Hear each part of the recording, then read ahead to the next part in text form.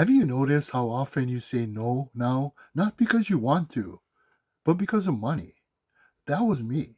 Friends would suggest a trip, family wanted to go out, something fun came up, and my first thought wasn't excitement. It was, can I afford it?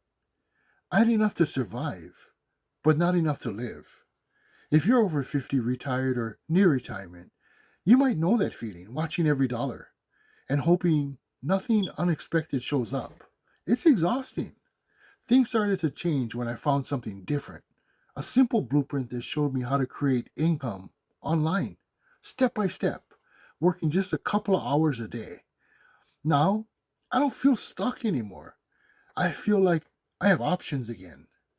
If you're tired of saying no because of money and ready to explore what might be possible, comment heck yeah. It might be just what you're looking for. Aloha.